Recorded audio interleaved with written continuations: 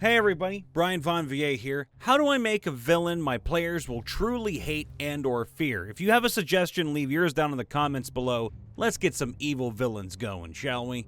But first, we're going to be talking about the sponsor for this video, The Wandering Tavern. Are you looking for something new and exciting to add to your D&D games? Maybe you'd like to try a unique setting for a new campaign. Well, look to the skies, friends, and behold, The Wandering Tavern, a new Studio Ghibli-inspired grungy campaign setting from our friends at Homie and the Dude.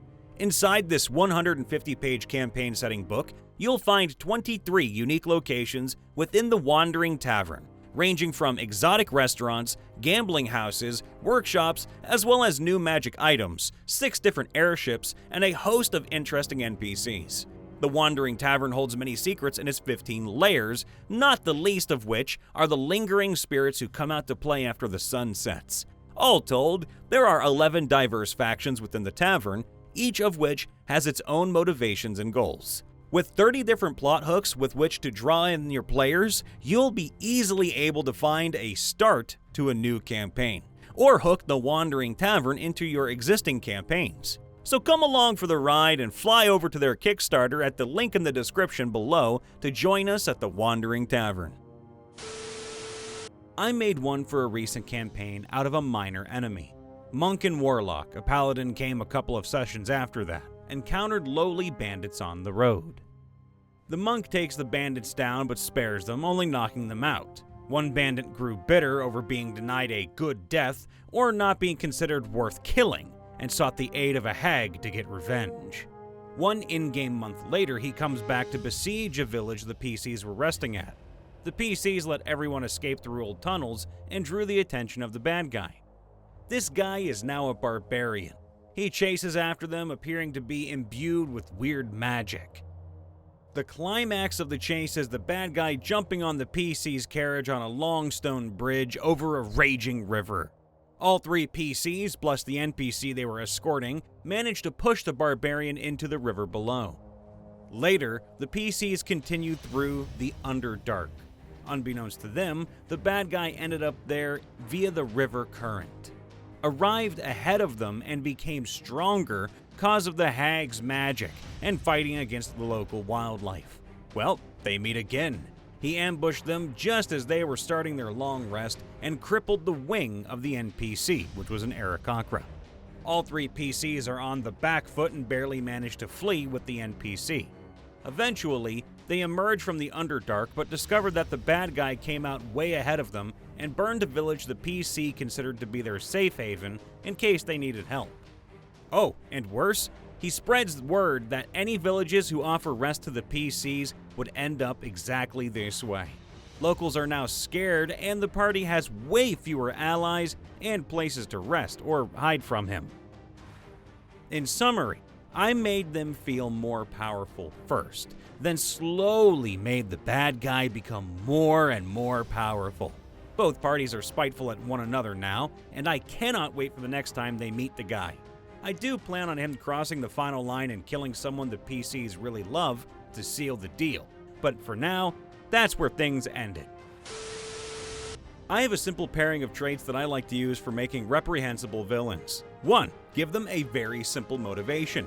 They can do complex things, but as long as their motivation is simple, like power or to hurt someone else, it keeps them from being too sympathetic. 2.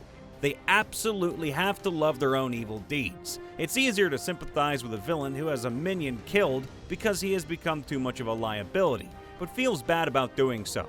Liking a villain who killed a minion because they weren't cleaning the throne fast enough is a lot harder. Another thing that helps is to either not give them a backstory or for the villain to not care about their past. Now, if the villain is motivated by revenge, this is an exception. The key is that the villain's revenge has to be at least 10 times worse than what was done to them. Recently, I ran a villainous NPC who has never lied to the party, never been caught doing something evil, and has repeatedly helped the party. This villain's goal is to recruit the party to kill the evil emperor. The party is trying to stop the ultimate evil and will soon discover just how evil the emperor actually is. Will the party embrace the help of the evil emperor or end up killing him without getting their rewards offered by the villainous NPC who has been trying to recruit them for that very task. I made a goat that watched the party's every action in the pseudo video game campaign world. He would appear randomly and would never do anything, but just watch what was happening, often to hilarious results. Inevitably, a player attacked the goat once, only for an ethereal voice to say, "Remember, you chose this," as a giant health bar filled the Roll20 screen and I played ominous Latin music, and the secret boss fight started. They had a new objective: survive for 1 whole minute. After 3 character deaths, the party never touched the goat again. How to make a scary villain. Make them smart. Now I'm thinking a lich, but artificer. Early on, introduce a kind of construct like an auto-gnome, an NPC who flees from the villain's lackeys. The party saves them, and they become a blend of adopted kid and quest giver to the party. This works even better if the party has a base where the NPC can stay. The NPC tells them of the villain and how the villain needs specific magical items to carry out whatever evil plan you come up with. So, the NPC starts to fetch them. Along the way, the villain's lackeys are always breathing down your players' necks, presenting difficult challenges that the players can only overcome through ingenuity. During the final confrontation, or if your players have watched Symphogear, it turns out the NPC was purpose-built by the villain to trick the party into helping them carry out their plan, and the villain and their lackeys intentionally lost every single battle against your players up until that point. All bets are off! The villain has the magic items thanks to a special bag of holding that connects to the one where the NPC kept the items. They no longer hold back and are a much bigger threat now, and it looks like nothing short of a wish can actually do anything. First, you have to know what the players are striving for in-universe. Bonus points if you just know them and how they think. Second, create a story for someone that makes sense, but is antithetical to the player's character belief structure. Third, create reinforcement as to why the villain is who they are.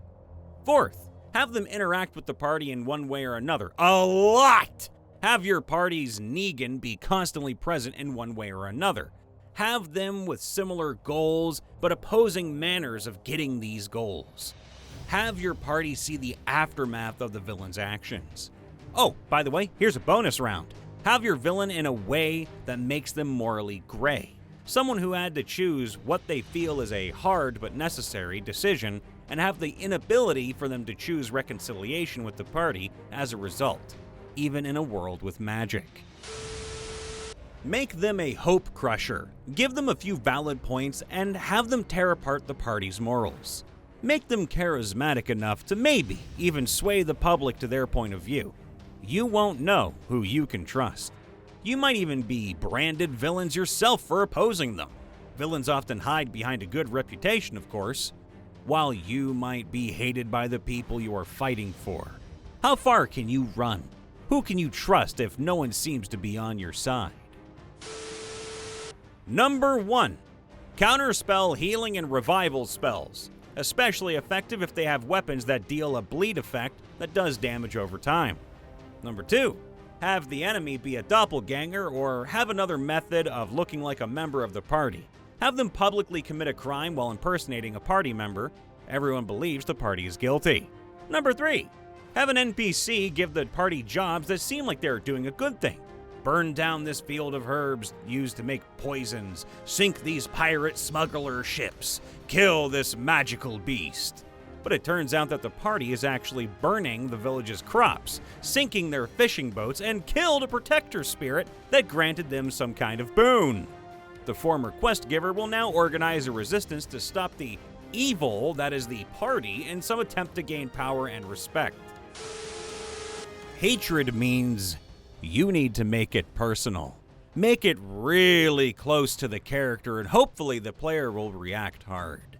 This will easily bleed out and infect a group unless they really hate each other.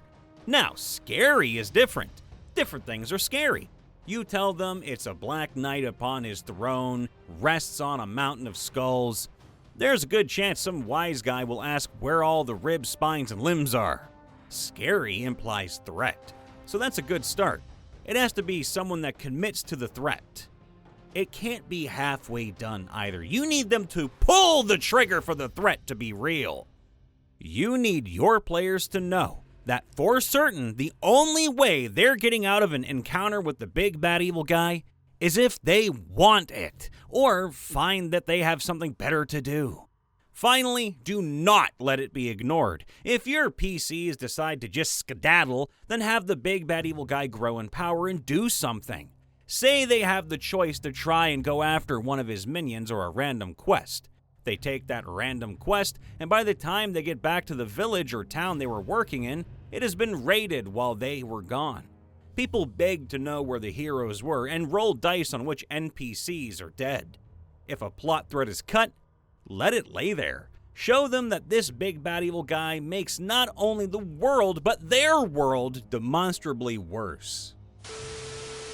Secrecy and power.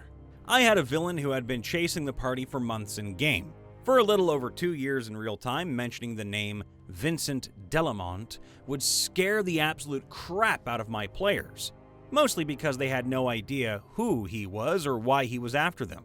The name would just randomly pop up from time to time. A signed note to a lieutenant leading a band of mercenaries sent to capture the party here, a mention of him in a letter to a cultist there. The party would find more than one clue along their travels, but they could never pin down the man himself. Well, eventually, they got a lead, but they weren't ready for where this lead would, lead. They found a little halfling man who had been going around selling cursed amulets, the same cursed amulets whose creator the party was searching for. Upon interrogating him, they discovered that he didn't know anything. He was just told to sell the amulets and on consignment, no less. He didn't want to hurt anyone, he was just trying to make a living. But when the halfling tried to turn over the last amulet he had, he immediately melted into a puddle of water.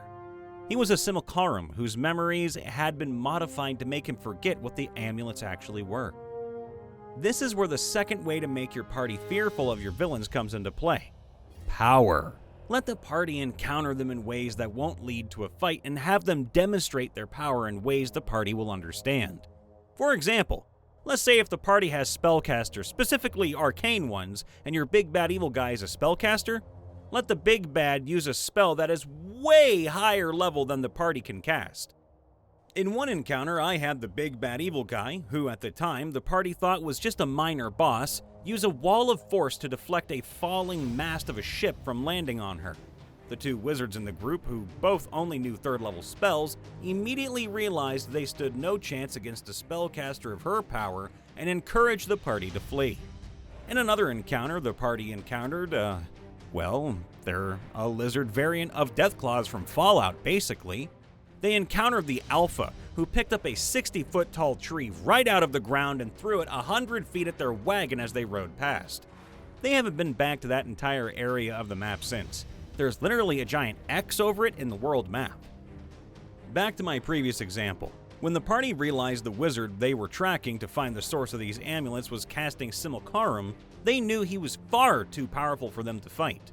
So they started searching for clues about him. When they learned this wizard's name, one of the characters remembered seeing that name in a letter her father was reading. They went to her family home, where they discovered that her father was using the name Vincent Delamont as a pseudonym, and that he was funding the mercenaries who had been sent to capture the party. Though in the end, they discovered that he was mostly just an unwitting participant, as everything he was doing was done in search of a cure for his daughter's wild magic. This brings me back around to the secrecy aspect. If your players can't figure out who the big bad evil guy actually is, it makes them even more fearful of them. Because instead of searching for a particular person, they're chasing the idea of a person. They know they're out there. They may even have a name for the person, but the devil you know is a lot less scary than the devil you don't. Combining secrecy and power, making a villain intentionally mysterious rather than having them act out in the open, can really create tension in your party, because they don't know what to expect, nor when to expect it.